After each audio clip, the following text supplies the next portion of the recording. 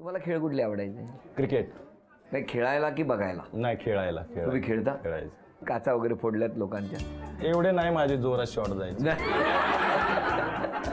किती प्रामाणिकपणे सगळं कबूल करतायत ना. तुम्हाला खेळ कुठला आवडायचा? मला बॅडमिंटन आवडायचं. पण पलीकडपर्यंत जायचं की नाही ते? हो हो. ती श्यामाप्रसाद सोसायटीतली एक वेळची चॅम्पियन आहे, बॅडमिंटन चॅम्पियन. म्हणजे का त्यावेळेला एकट्याच होत्या का? नाही नाही, तुम्ही एक वेळची म्हणालात ना, म्हणून. वेळची म्हणजे एके वर्षी असं म्हणा. एका वर्षी नंतर परत काही जमलं नाही? हा नाही, म्हणजे ते कॉम्पिटिशन्स वगैरे होतात ना सोसायटीमध्ये गणपतीच्या याच्या वेळेला. अच्छा. तेव्हा आमचं झालं होतं, तेव्हा माझं आलं होतं रँक. बरं मला सांगा आता कसं जमलं? म्हणजे माझे चुलते म्हणजे काका आमचे आणि ह्यांच्या म्हणजे सासूबाईंचे आत्यांचे म्हणजे हे आत्ते भाऊ ते काकांचे मित्र आहेत खास, आणि त्यांनी मग सुचवलं होतं. तेव्हा तुम्ही बडोद्यात होता? हो मी बडोद्यात होते. त्यांना माहिती, मी लहानपणापासून गावी जायची ना, त्यांना म्हणजे त्यांनी बघितलेलं? हो बघितलेलं. तुम्ही कधी बघितलं? मी बघायला गेलो तेव्हाच बघितलं. त्याच्या आधी नाही? काही माहिती नाही. कुठे गेले होते बघायला तुम्ही? बारामती जवळ संसर यांचं मूळ गाव आहे ना, तिथं गेलो होतो. आणि मग इकडे गेलात आणि मग फायनल झालं त्याच दिवशी? त्या दिवशी म्हणजे त्या दिवशी बघण्याचा कार्यक्रम झाला आणि 1-2 दिवसांनी यांचं उत्तर आलं. पण त्या दिवशी एकमेकांशी बोलला होता तुम्ही? हो बोललो होतो. हो. किती वेळ दिला होता तुम्हाला बोलायला? साधारणपणे अर्धा तास. काय बोलले होते तेव्हा? त्यांनी काय नाही, त्यांच्या हॉबीज सांगितल्या, आवडी सांगितल्या, मी माझ्या सांगितल्या. आणि घरात आमच्या शिक्षणाची आवड आहे, मलाही म्हणजे पुढे शिकायचं होतं, सांगितलं हे सगळं. मग ते म्हणजे आवडलं मला एकंदरीत. त्याच दिवशी आवडलं? हो आवडलं, त्याच दिवशी आवडलं. होकार त्याच दिवशी तुमचा झाला होता? माझा झाला होता. मग सगळे घरातले. तुमचा होकार कधी झाला? माझा लगेचच असतो, पटकन डिसिजन घेतो मी. तुम्ही पटकन डिसिजन घेऊन मोकळे झाले होते? तुम्ही ठरवलं होतं की करणार लग्न तर यांच्याच बरोबर? हो करणार, तयारी केली होती तशी. लग्न कुठे झालं? लग्न सोमेश्वर पॅलेसला. कुठे कुठे नेलं 11 वर्षात त्यांनी? 11 वर्षात ॲक्च्युली पुणे दाखवलं. पुणे म्हणजे बघण्यात नव्हतं तर पुणे आधी फिरलो, मग गोव्याला गेलो, ह्याला उटीला नेलं, 2-3 ठिकाणी, माथेरानला जाऊन आलो, महाबळेश्वरला तर सारखे असतं. वहिनी कधी चिडत नसतील ना? नाही चिडत. आठवतं कधी चिडली होती? नाही नाही नाही, मी पुढचं विचारतो. तुम्ही नेहमी खरं बोलता ना?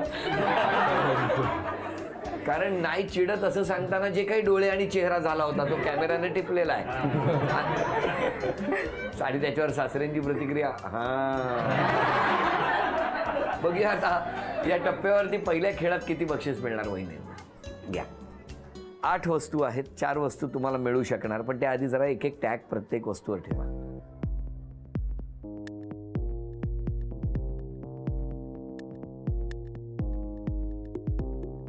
चार संधी आहेत, सगळ्यांची मदत घेऊ शकता. मिस्टर सुद्धा बरोबर चुकीचं नक्की सांगतील तुम्हाला, काळजी करू नका. 4 संधीमध्ये बघूया किती बक्षीस मिळणार. सगळ्यांच्या मदतीने बक्षीस मिळणार का ते बघूया. वेळ सुरू झाली. ते उचलते, मला वाटते ते असं.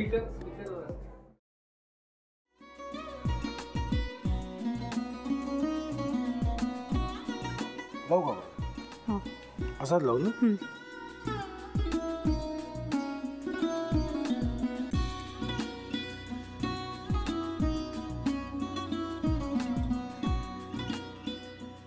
आता काय करायचंय? आता आपण ड्राय स्टफिंग दुसरं काय करणार आपण त्यात?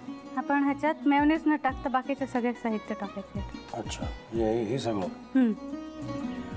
ऋतू, माझा तर विश्वासच बसत नाहीये. म्हणजे अगं बहिणी आमचं लग्न व्हावं म्हणून किती प्रयत्न करत होती, आणि ते सगळं करताना की शिवच्या आम्हाला माहिती पुरवते. नाही, मला नाही वाटत. गौरी खूप चांगली असतो म्हणून तुला सगळं जगत चांगलं दिसतं, पण शिव उगाच बोलला असेल का? त्याच्यावर विश्वास नाहीये का तुझा? शिववर पूर्ण विश्वास आहे मी तुम्हाला, पण तो आता हे जे काही करतोय ना, म्हणजे निशा बहिणी समोर त्या राधिका सोबत फिरण्याचं नाटक वगैरे, ते त्याचा काही उपयोग होणार नाहीये. अगं असं कसं म्हणतो?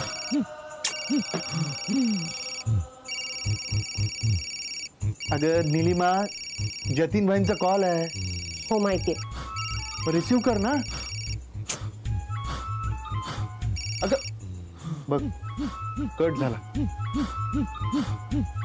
आता तू रिसीव केला नाहीस म्हणून ते मला करतील.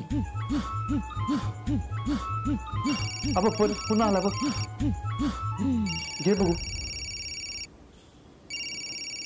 हे एक ना एक दिवस घडणारच होतं. आता मला कळलं तुम्ही 2 दिवस झाले काय सांगत होता ते. बनू हे संकेत असतात आणि हे ठरवून येत नसतात. मी बाहेर तुमची वाट बघते.